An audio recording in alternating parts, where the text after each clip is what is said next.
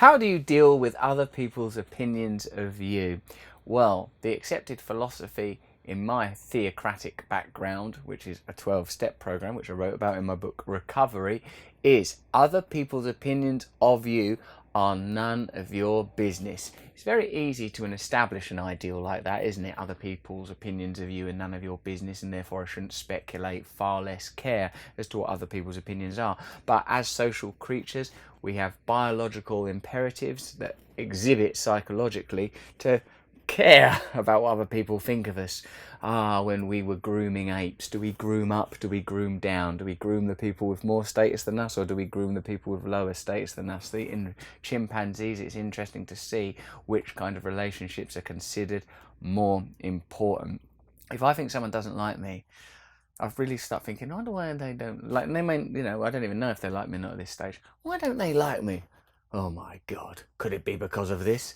What I find happens is I am concerned about aspects of myself. So if someone else don't like me, I see that as a kind of verification of a thing I don't like in myself. Say I think, I've not been generous enough, or I'm not spending enough time with my children, or I'm not trying hard enough at work. I look for an external, hook to hang that on. When really, I heard this great metaphor the other day. Here are two great metaphors that will help you with this. One is, trying to sort your life out in the outside world is always an illusion. It's always an inner problem, and the inner problem we must focus on. Now, before you get all into that, like, yeah, but what if you're robbed? What if there's a war? I'll get to that.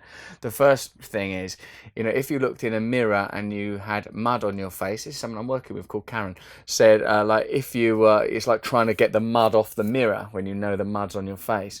Or Mooji, the meditation teacher, a spiritual teacher, what do you want to call him? He says, like, the screen of consciousness is like a cinema screen, and if there's a fire on the cinema screen, you don't expect the screen to burn, or if there's a flood on the cinema screen, the screen will not get wet. Consciousness is a screen upon which phenomena are projected or received. We must stay with consciousness.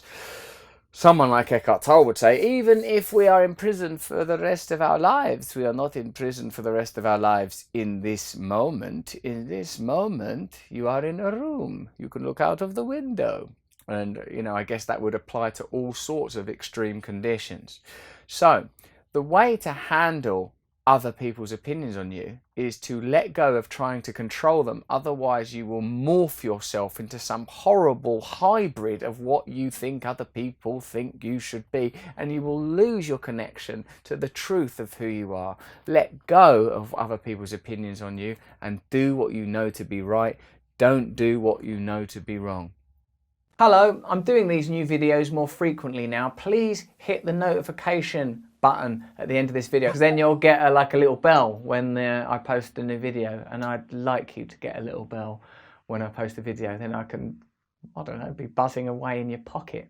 Sounds like I'd be like a little pocket mosquito. Anyway, subscribe, click the bell, because I want more people to watch the YouTube videos. You specifically.